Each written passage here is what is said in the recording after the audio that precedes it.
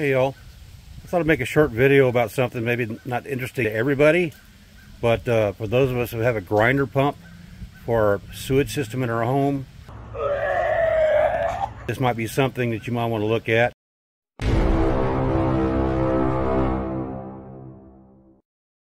Yeah, so right there is a tank in the ground, and that's where my sewage goes into, is in that tank. And because my house is 500 feet from the road, a road is like way out there, plus it goes downhill and then back uphill. In order for the sewage to get out there, then they have that grinder pump.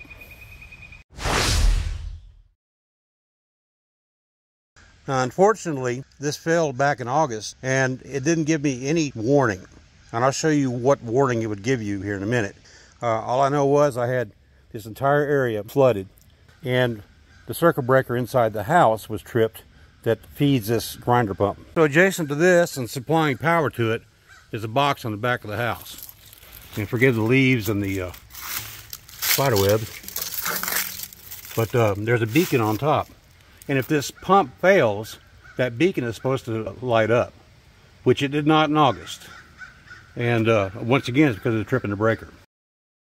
Now, on that particular occasion, the pump had failed, and numerous other electrical devices, components that control it inside that box had to be replaced.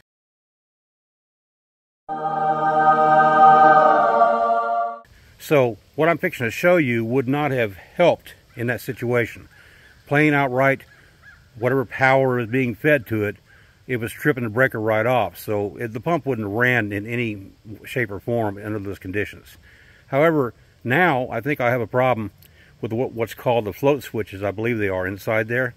As the effluent starts rising, the pump's supposed to come on until it lowers again, and it just does that. It's its duty of the day is to just keep that down there at a certain level and not to allow it to overflow. However, I did find it overflowing the other day. I'm going to show you a quick trick on that to check to see if the pump is running. So I'm going to open up this box. It has another light on the side of it. I don't know what this is for. It says seal failure. I don't know what that means. I don't work on these. Inside this box are other controls. Be aware, though, that is 240 volts coming in. And it also goes through that thing there is called a contactor, which eventually goes down to the pump motor. Also in here, a bunch of other devices, a bunch of electrical. Nothing you want to touch with your hand, so you got to be careful. But up here is a switch and a light. And it's in auto right now. As you can see, the rocker switch is in auto. That means the float switches have total control. If they're functioning properly, the tank will never overflow. However, what I had to do the other day, this is really the part I was really want to show you, is because it had overflowed, is I took this and I turned it to hand.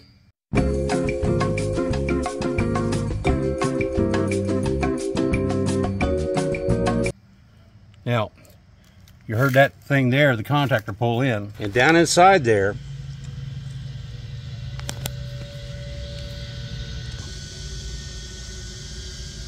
now you wouldn't want to do that for more than, say, a minute or so. You don't want to run it too long, because once the pump gets down to a certain level, then if it has no more water to suck in, they can mess up the pump seal. So I only gave it about a minute, and then I'm going to take the switches back to auto.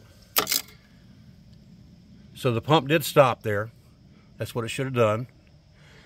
Again, I think I have a problem, and I'm going to probably call the city back out to address that because it's their responsibility. As long as I have not been feeding this thing sanitary wipes, grease, feminine products that shouldn't go down the toilet in the first place, and numerous other things that shouldn't go down the toilet.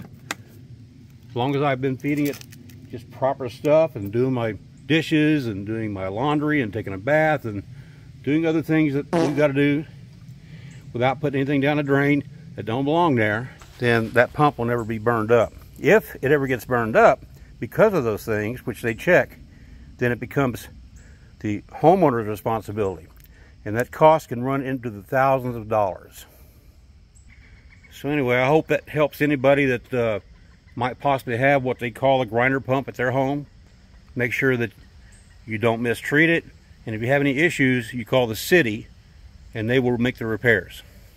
And that little trick right there I showed you is to get you through, say, a weekend when it's not really emergency situation, and I can get it going or keep it going like I just showed you twice a day until I call the city out on Monday.